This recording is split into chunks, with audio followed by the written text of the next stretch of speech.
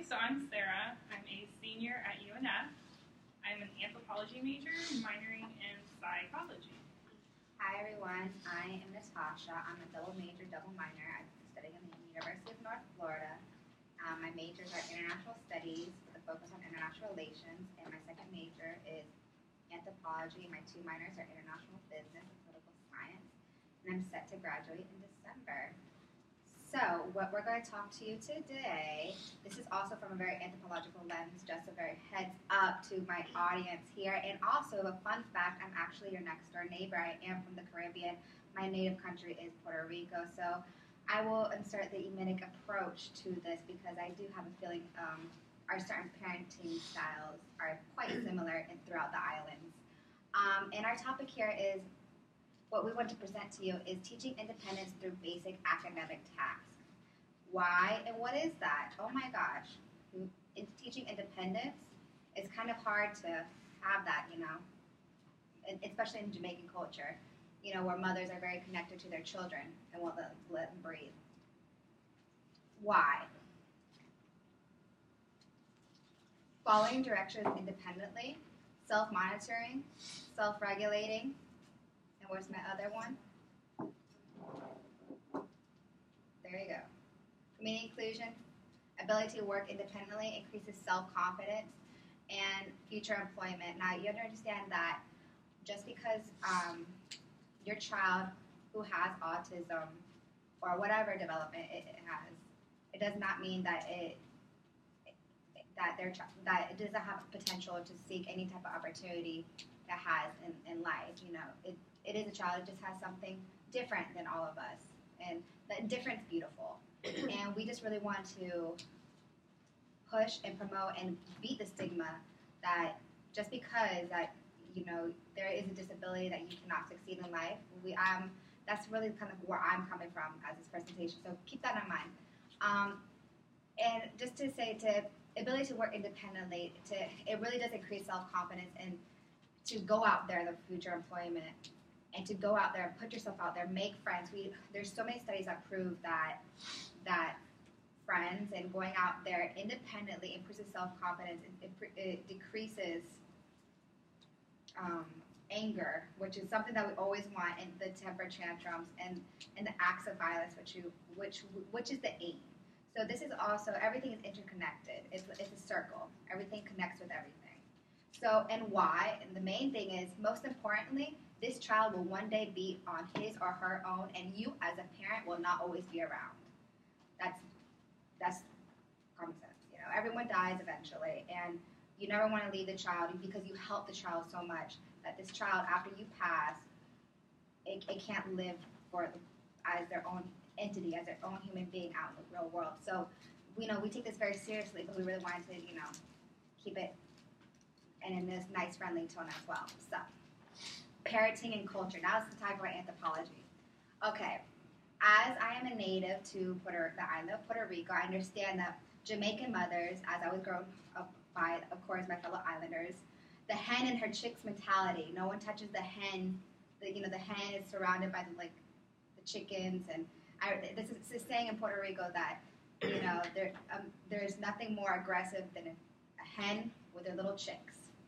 And that's commonly true throughout all the islands. The mothers are very protective. You guys have a very no one can touch my child. I will do everything for my child. It's also common with in our cultures that the men are always taken care of, and that's also, since autism is predominantly in males.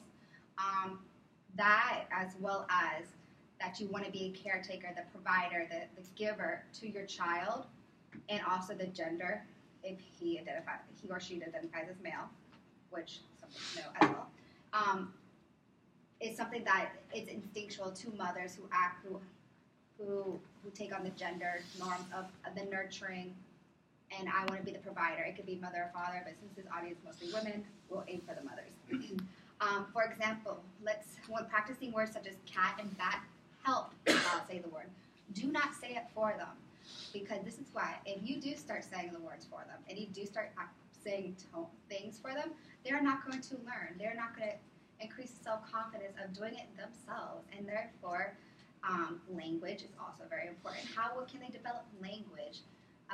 Language is very important, is often connected to be as verbal, only as verbal, and often separated as action. However, I argue, and what I will also be continuing to present to you, is language is both verbal and action, and interaction as well. So please keep that in mind throughout the presentation. Another thing is not seeing your child as smart because he or she does not display verbal communication. Going back to language, keep this in mind. Not all language is verbal. This is proven. Think of birds, think of animals. They don't speak, but they can communicate with each other. So what as you as a parent, because your child has not developed the functions, the alveolar, and what they call in linguistic psychology, to communicate does not mean that your child is stupid or hinders any form of language. It's not, he or she is not there yet. And I want to read something to you that I read from the Autism PDF, which came from a very three prominent linguistic anthropologists who concentrated on autism. And they said that language is a system of signs, can be conceptualized as cognitive tools that enables humans to represent reality, the actuality of phenomena in the outside world, as well as somewhat more infra world of inner thoughts and feelings. So what that article is saying is, defends my hypothesis that language is more than verbal words. All forms of communication, even nonverbal, is language. You as a parent must be the one to understand and learn the way your child or loved one operates as well communicates. This goes back to language, and you being the parent is letting go. It is important to teach the child safety words and to ask for help, and this is something that you want to incorporate into every single aspect of your life. Even though, say, your child or loved one just cannot speak or is not verbal, you still want to teach them display actions or forms of hand communication to say what is safety or who, and as many of the presentations showed us today, choice words of who is safe and what isn't, and that's what will help their cognitive focus in growing up. Language, your child and you. What is language? We discussed that. Guys, what did we just say language was? Anything that you can communicate, action, verbal, just because, I'm trying to get everyone, up in here. So, how your child communicates to you is a key of establishing true growth and future independence. The slides already show that this has been proven. Observe body language. Is your loved one closed or open? Body language is the key element, especially dealing with children who do have autism. If they are closed, you can see how they hunch and they scrunch their back. Or if they're open, they're going to be open. I like to think of this throughout everything I've been reading is their emotions are just heightened, super, super heightened. So if they love you, they're going to show you they love you. But if they do not like you and they're really upset with you, they will let you know. So, and that's how I see it. But however, everyone's different. Language can consist of signs. If your loved one, it shows of the choice words of what he or she wants.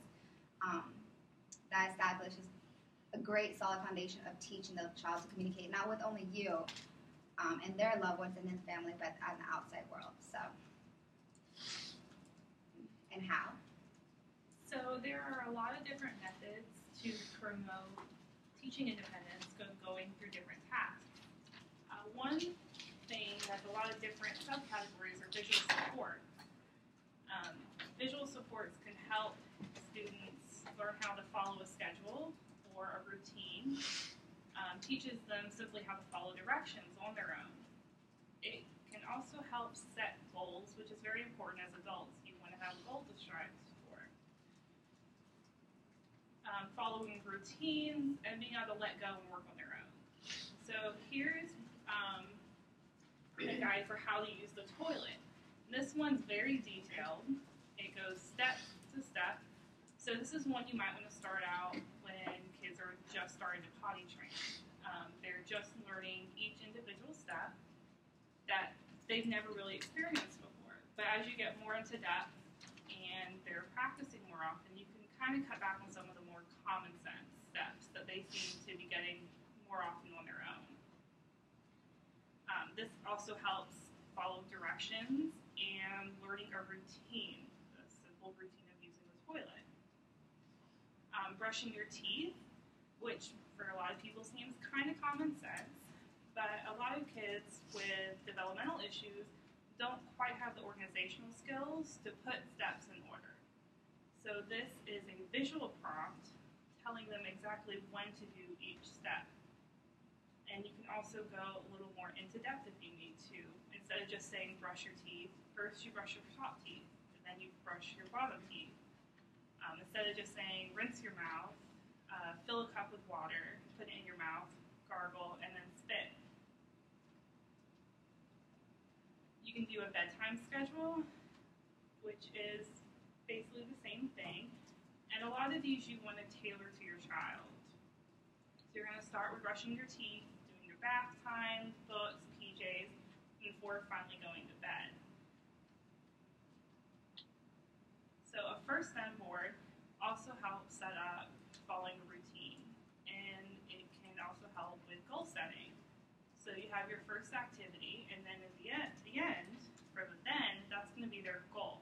So they see that they have something that they're working towards.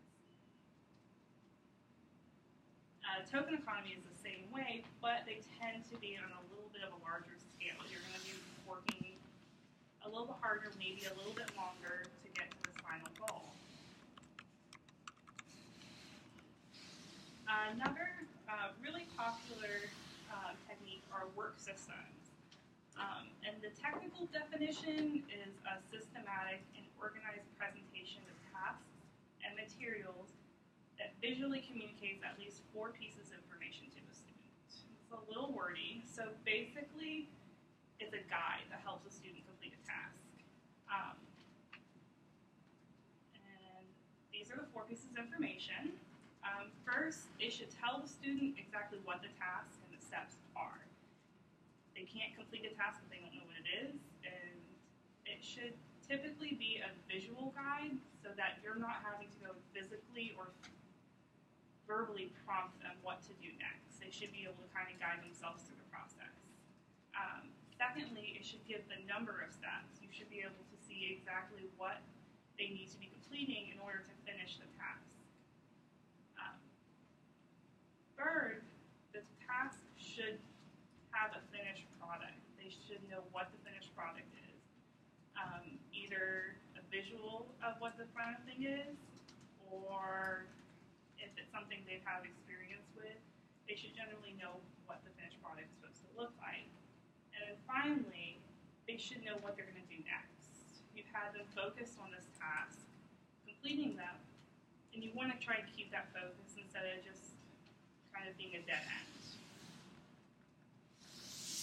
So there are a lot of different ways you can set these up. If you have limited space, you can do things with folders or bags, stuff you can kind of put aside very easily. Or in a classroom, you can set these up at a desk or workstations. You might have to try a few to find out what works for your child. Some kids are really going to be interested in just a piece of paper. Some kids are going to want more physical objects to work with. So this is one example from a classroom, and this teacher actually had stations set up for each of her students. So it's not just one student in a corner by themselves working alone. So they use a visual schedule right here, and it's a strip laid with the labels for each of the bins, which are also labeled. So you're going to use A first, and then B, and then C. And at the very bottom, this is going to be their goal. This is what they're working towards. So as they finish each individual bucket, they're going to place the finished task in the basket on the floor.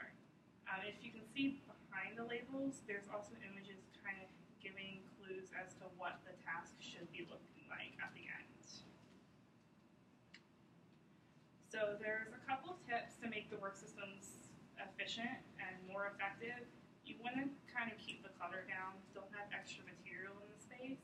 This helps the kids maintain their focus and keeps down the confusion. If there's extra materials laying around, they might not be entirely sure what they're supposed to be working on.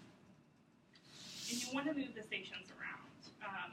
A lot of kids with developmental issues have problem generalizing skills. So they get used to doing one skill in one location and it doesn't transfer over to a different setting. So they get used to doing math just at school, and then they get home, they don't have that they can't seem to finish the problems.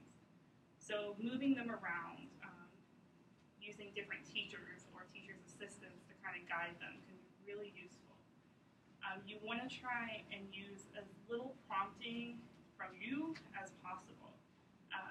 Give them the visual prompts that they can kind of follow and guide themselves through. If they really need the help, try and keep it as minimally invasive as possible.